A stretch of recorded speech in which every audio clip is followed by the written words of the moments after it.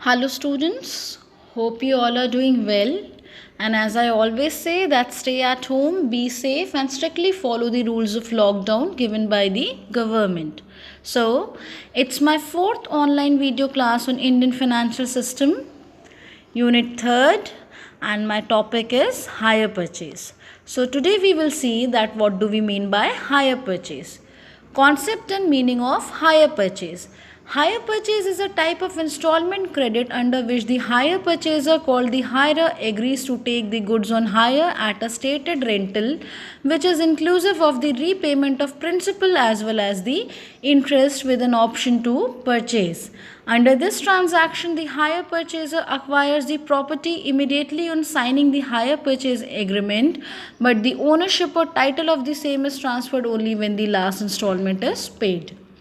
तो क्या समझते हैं हम लोग हायर परचेज से? अब जैसे कि कोई एक पर्सन है, उसको कुछ गुड्स परचेज करने हैं, तो अगर मान लीजिए उस पर्सन के पास इतना कैश नहीं है कि वो इमिडिएटली उन गुड्स के लिए वहीं पे डाउन पेमेंट कर पाए, तो उसको जो गुड्स का जो ओनर है एक ऑप्शन देगा कि आप हायर परचेज पे ले लो. हायर परचेज पे मीन्स कि आप हर मंथ मुझे कुछ अमाउंट दो अलॉन्ग विद द इंटरेस्ट और इन गुड्स को आप यूज़ करते रहो, और जिस दिन आप लास्ट इंस्टॉलमेंट मुझे पे कर दोगे उस दिन ये गुड्स आपके हो जाएंगे.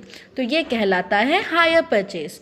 तो जब भी हायर परचेज एग्रीमेंट साइन होता है उसी वक्त जो है जो खरीदता है वो कहलाएगा हायरर. तो उसको इमिडिएटली गुड्स वो मिल जाते हैं, वो गुड्स को ले जाता है, यूज़ करता है. मंथली जब तक का टाइम पीरियड डिसाइड होता है कि इस टाइम तक आपको पूरा पे ऑफ कर देना है, उस टाइम तक हायरर को प्रिंसिपल अमाउंट के साथ साथ इंटरेस्ट भी जो गुड्स के ओनर हैं उनको पे ऑफ करना होगा. और जिस दिन हायरर लास्ट इंस्टॉलमेंट पे ऑफ कर देगा, जब पूरा पेमेंट सेटल हो जाएगा, कंप्लीट हो जाएगा, उस दिन से वो गुड्स हायरर के हो जाएंगे. तो अब हम लोग देखेंगे process of hire purchase. The dealer contracts with the finance company for financing is hire purchase deals. जो डीलर होता है वो फाइनेंस कंपनी को कॉन्टैक्ट करता है, किस लिए? कि हम जो ये हायर परचेज पे हम ये डील कर रहे हैं, आप हमको फाइनेंस प्रोवाइड कीजिए. The customer selects the goods for hire purchase and dealer arranges for the complete set of documents. जो कस्टमर्स होते हैं वो चूज़ करते हैं कि उनको कौन से गुड्स हायर परचेज पे लेने हैं, और जो डीलर होता है वो अरेंजमेंट करता है सब डॉक्यूमेंट्स का. डॉक्यूमेंट्स इन द सेंस जो उस गुड्स से रिलेटेड जो भी डॉक्यूमेंट्स हो, higher purchase agreement and all, ये सब अरेंजमेंट करता है. फिर आता है down payment by the customer on the completion of the proposal form. जब प्रपोजल फॉर्म कंप्लीट हो जाता है तो उस केस में जो कस्टमर है या जो हायर परचेजर है वो एक जो है डाउन पेमेंट करता है, मीन्स कुछ अमाउंट वो दे देता है उसी वक्त गुड्स के ओनर को. Dealer sends the documents to finance company with request to purchase the goods and accept the HP transaction. Dealer जो है ये जो डॉक्यूमेंट्स जो होते हैं ये भेज देता है फाइनेंस कंपनी को. उसके बाद आता है the finance company signs the agreement and sends the copy along with the EMI details to the dealer. Finance company तब एग्रीमेंट साइन कर देती है और वो जो है EMI डिटेल्स की कॉपी डीलर को भेज देती है. Dealer delivers the goods to the customer, property passes on to the finance company. Dealer क्या करता है? कस्टमर को गुड्स की डिलीवरी दे देता है और प्रॉपर्टी पास किसको हो जाती है? फाइनेंस कंपनी को. हायरर page EMIs on and on the last payment the ownership passes on to him with loan completion certificate by the finance company. जब हायरर अपनी लास्ट EMI पे कर देता है, मींस लास्ट इंस्टॉलमेंट पे कर देता है, तो जो गुड्स वो लेता है, जाहिर सी बात है हायरर ने जो है फाइनेंस कंपनी से इसके लिए फाइनेंस लिया हुआ है इस गुड्स को परचेज़ करने के लिए।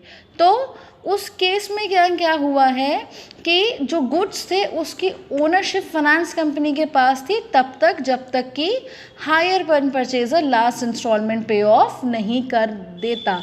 जिस दिन हायर परचेज़र लास्ट इंस्टॉलमेंट पे ऑफ कर देगा उस दिन से उस गुड्स की ओनरशिप फाइनेंस कंपनी से हायरर को ट्रांसफ़र हो जाएगी। तो ये तो था process. At last we will see the contents of hire purchase agreement. According to the Act, every hire purchase agreement shall state the higher purchase price of the goods to which the agreement relates. जो price है, जो higher purchase price है कि किस price में हम higher purchaser को ये गुड्स देंगे, वो प्राइस एग्रीमेंट में मेंशन होना चाहिए। The cash price of the goods, that is to say the price at which the goods may be purchased by the hirer for cash. Cash price क्या है? जैसे कि जब हम लोग कोई सामान लिया करते हैं तो अगर हम लोग हायर परचेज पे ले रहे हैं तो फर्स्ट ऑफ ऑल वो बताएंगे कि अगर आप हायर परचेज पे लेते हैं तो आपकी मंथली इंस्टॉलमेंट ये रहेगी। तो ये चीज़ हमारे जो है एग्रीमेंट में मेंशन रहेगी। अब नेक्स्ट पॉइंट है कि एक्चुअली उस गुड का कैश प्राइस क्या है, कि कितने का के ये गुड्स हैं, वो चीज़ भी मेंशन रहेगी। The date on which the agreement shall be deem to have commenced, जिस डेट पे ये एग्रीमेंट शुरू होगा मीन्स ये एप्लीकेबल होगा, वो डेट मेंशन होनी चाहिए। The number of instalments by which the hire purchase price is to be paid, the amount of each those of installment and the date or the mode of determining the date upon which it is payable and the person to whom and the place where it is payable. कितनी installments में total जो amount है इन goods की वो पे of होगी।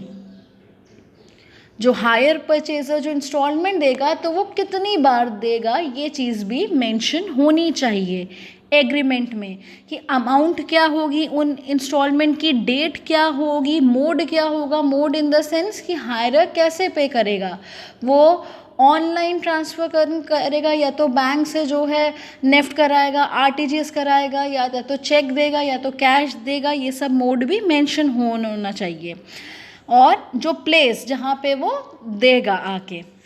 Last is the goods to which the agreement relates in a manner sufficient to identify them.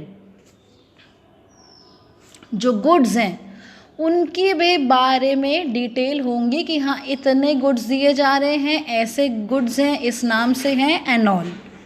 सो आज हम लोगों ने देखा hire purchase. Next online video class में हम लोग नया टॉपिक देखेंगे। Till that time take care and have a nice day.